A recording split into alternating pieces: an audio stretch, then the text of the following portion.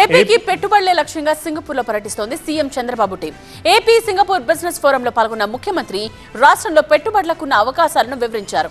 రెండో రోజు పర్యటనలో సింగపూర్లోని పలు ప్రాజెక్టులను సందర్శించిన ముఖ్యమంత్రి బృందం అక్కడి విధానాలపై అధ్యయనం చేసింది. సింగపూర్ పర్యటనలో భాగంగా ఆ దేశ వాణిజ్య పరిశ్రమల శాఖ మంత్రి డాక్టర్ టాన్ సీలెంగ్ తో భేటీ అయ్యారు చంద్రబాబు. ఏపీ అభివృద్ధికి సంబంధించి చేపట్టిన ప్రాజెక్టులపై చర్చించారు. సింగపూర్ పై ఉన్న అభిమానంతో గతంలో హైదరాబాద్ లో సింగపూర్ టౌన్షిప్ నిర్మించినట్టు తెలిపారు. నవంబర్ లో విశాఖలో జరిగే భాగస్వామ్య సదస్సుకు హాజరు కావాలని టాన్ సీలెంగ్ ను కోరారు.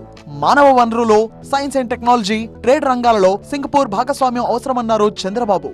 Green energy, green hydrogen, transmission కారిడార్లు, పోర్టులు వంటి రంగాల్లో సింగపూర్ కంపెనీల భాగస్వామ్యం వహించాలని కోరారు.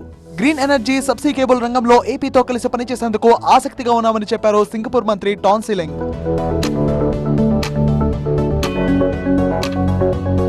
ఏపీ సింగపూర్ బిజినెస్ ఫోరంలో పాల్గొన్న చంద్రబాబు తమ ప్రభుత్వం తీసుకువచ్చిన కొత్త పారిశ్రామిక పాలసీలో స్పీడ్ ఆఫ్ డూయింగ్ బిజినెస్ వంటి అంశాలను పారిశ్రామికవేత్తలకు వివరించారు. Green energy, green hydrogen, defence, automobile రంగాల్లో పెట్టుబడులపై ప్రెజెంటేషన్ ఇచ్చారు. నవంబర్ లో విశాఖలో జరగనున్న పెట్టుబడుల సదస్సుకు సింగపూర్ దిగ్గజ కంపెనీలను ఆహ్వానించారు ముఖ్యమంత్రి Chandrababu Naidu. Singapore housing development board అధికారులతో ముఖ్యమంత్రి బృందం సమావేశమైంది. ఏపీ అమరావతిలో చేపట్టే హౌసింగ్ ప్రాజెక్టుల్లో భాగస్వామ్యులు కావాలని సింగపూర్ హౌసింగ్ డెవలప్మెంట్ బోర్డును చంద్రబాబు కోరారు. పోర్ట్ ఆఫ్ సింగపూర్ సీఈఓతో భేటీ అయిన సీఎం సింగపూర్ భాగస్వామ్యంతో ఏపీ పోర్టులను తీర్చిదిద్దే అవకాశాలపై చర్చించారు.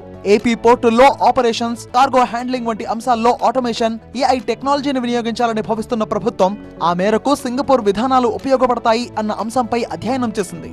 సింగపూర్ లో 10,000 కుటుంబాలు నివాసం ఉండే బిడదారి ఎస్టేట్ ను సీఎం బృందం సందర్శించింది. సిటీ ఇన్ ఏ గార్డెన్ పేరుతో ఏర్పాటైన హౌసింగ్ ప్రాజెక్ట్ విశిష్టతలను ముఖ్యమంత్రికి సింగపూర్ అధికారులు వివరించారు. చెట్లు తొలగించకుండా, సహజ నీటి వనరులు దెబ్బతినకుండా చేస్తున్న నిర్మాణాలపై వివరణ ఇచ్చారు. సింగపూర్ లో స్పోర్ట్స్ స్కూల్స్ ను కూడా చంద్రబాబు బృందం పరిశీలించింది.